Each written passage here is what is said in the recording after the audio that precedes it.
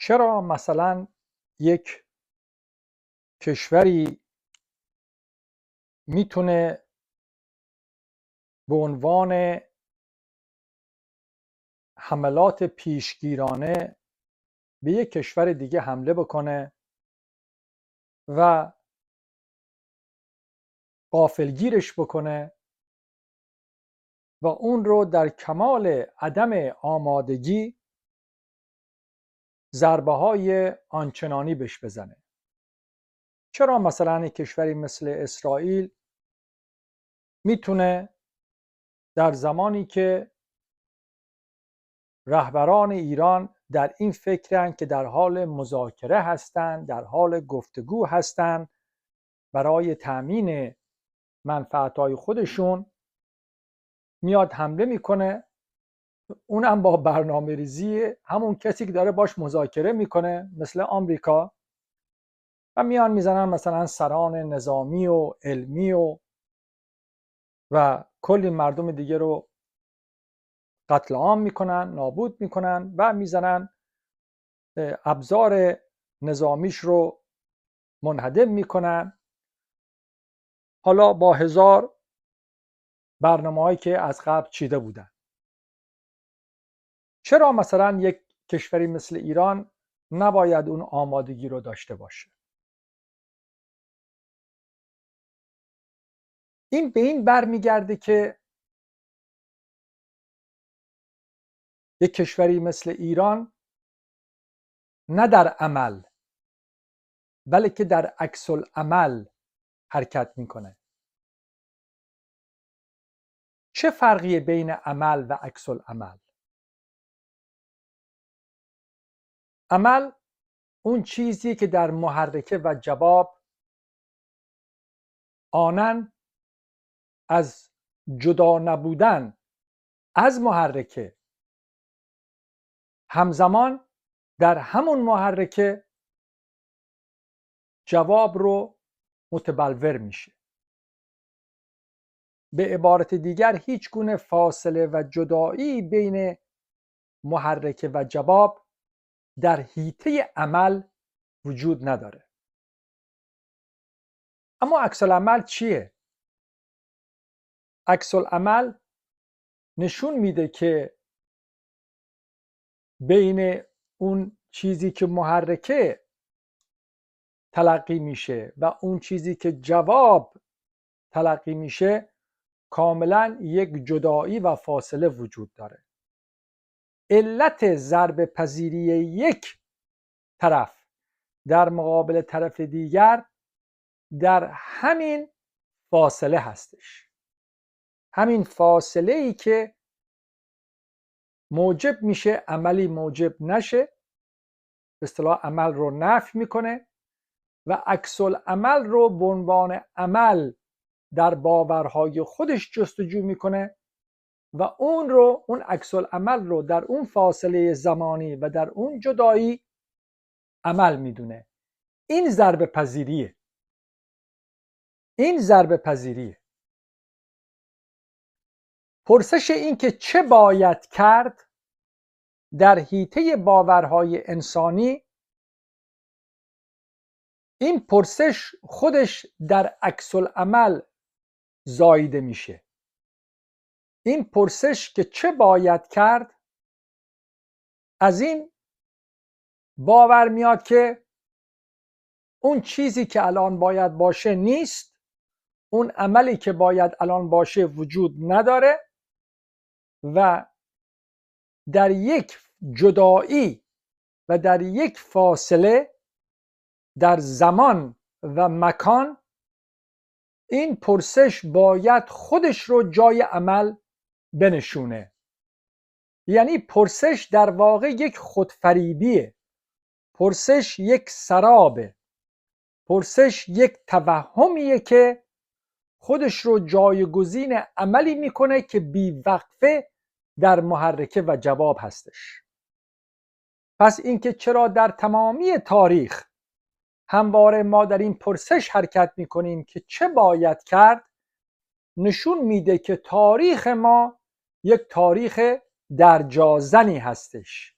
تاریخی است که در زمان و مکان و در فاصله و جدایی‌ها و مرزها خودش رو نهفته کرده، خودش رو نهادینه کرده و این موجب میشه که ما در امید رسیدن به اون چه باید کرد، در آرزوی رسیدن به اون چه باید کرد، عملاً فلج هستیم و به هیچ وجه نمیتونیم عمل بکنیم. این درجازنی تاریخی در فرهنگ هویتی ایرانی است. این که همیشه غافلگیر میشه، این که مغول‌ها میتونن حمله کنن، از اون فاصله بسیار دور از سرزمینی به نام مغولستان بیان و ایران رو بگیرن. این که مثلا اسکندر مقدونی میتونه از مقدونیه توی اروپا بیاد ایران رو بگیره. این که عرب‌ها میتونن بیان راحت ایران رو بگیرن. اینا همش به اون درجازنی برمیگرده که در سوال چه باید کرد نهفته هستش. این که عملاً اینجا نفی میشه، میمیره، چرا که امید و آرزو در چه باید کرد قرار میگیره. حال اینکه چه زمانی در اون فاصله زمانی یا در اون فاصله مکانی ایرانی میتونه به باز هویتی خودش، به باز قدرتی خودش برگرده، اون به بهای بسیار بسیار زیادی احتیاج داره و این بها رو ایران در تاریخش همواره داده. حال حتی اگر اون بازیابی و اون به صلاح رسیدن به اون چیزی که در قبل بوده اون رو حتی پیروزی بخواد بشماره، ولی حقیقتا اینه که از اون جایی که کارکرد ایرانی، عمل ایرانی از حیطه محرک و جواب خارج هستش، این همیشه یک درجازنی هستش که ضربه‌هاش در تاریخ ایران جبران ناپذیر بودند. پس چه باید کرد؟ باید به این پرسش به این شکل نگاه کرد که این چه باید کرد چه هدف و منظوری داره، به کجا میخواد برسه، در چه فاصله زمانی، در چه فاصله مکانی، چگونه و چطور، و چرا همیشه این چه باید کرد باید در فرداها باشه، چرا این چه باید کرد در دیروز نیستش، چرا این چه باید کرد عیناً در همین لحظه‌ای که ما صحبت میکنیم نیستش، چرا این چه باید کرد باید در آینده باشه. به خاطر اینکه این چه باید کرد عملاً میخواد اون درجازنی زمان حال و گذشته رو توجیه بکنه. این چه باید کرد یک مرهمی است که بر یک زخم عمیق و کاری خودش رو میندازه که اون رو بپوشونه، یک مرهم دردگریزه. اینجاست که ما همیشه غافلگیر میشیم، اینجاست که ما ضربه میخوریم. اگر که این چه باید کرد که ما این رو باید در بعد انجام بدیم یا که الان نباید انجام بدیم یا بعداً داشته باشیم یا نداشته باشیم، این همون چیزی که میاد میزنه بخشی از ایران رو لت و پار میکنه. اگر ما به این ماهیت اساسی فکر و انسانیت پی ببریم که قدرت و زور و کنترل و مالکیت و سلطه، اون هم سلطه مطلقه، تنها ستونهای اجتناب ناپذیر ساخته و پرداخته انسانیت هستند، اون موقع چرا مثلا ما نباید بمب اتم داشته باشیم؟ چرا باید بگیم چه باید کرد؟ چرا مثلا ما نباید بتونیم حتی پیشگیرانه حمله بکنیم؟ چرا ما باید همیشه منتظر حمله باشیم که بعد بخوایم در چه باید کرد مظلومانه بیایم حالا به جهان ثابت کنیم که حقانیتی داریم، حقی داریم و در اون حق میخواهیم از خودمون دفاع بکنیم، موقعی که اون حقانیت زایی باعث نابودی نصف کشور خواهد شد. پس چه باید کرد؟ یک فریبه، یک بیعملی است، یک توجیه در جازنی است. اینه که باید همواره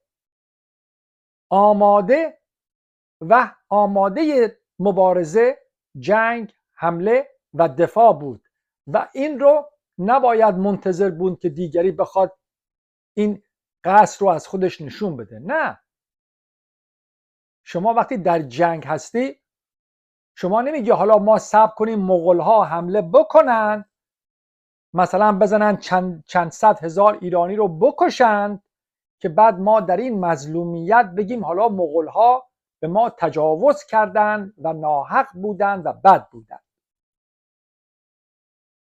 یا مثلا نمیدونم حمله اسکندر مقدونی، بیا تخت جمشید رو آتیش بزنه که ما پی ببریم که اسکندر مثلا آدم خوبی نبوده، بعد بیا 200 سالم رو ایران حکومت بکنه.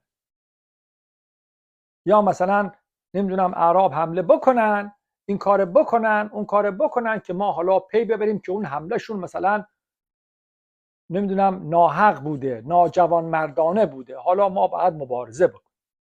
حالا اسرائیل حمله بکنه، اول بزنه مثلا نمیدونم کلی از ساختارها و نیروهای انسانی ما رو نابود بکنه که ما حالا به دنیا نشون میدیم که ببینید ما مظلوم واقع شدیم و ما حالا چه باید بکنیم و ما حالا مثلا باید مثلا نمیدونم شورای نمیدونم سازمان انرژی اتمی نمیدونم NPT رو ازش خارج بشیم یا معلقش بکنیم.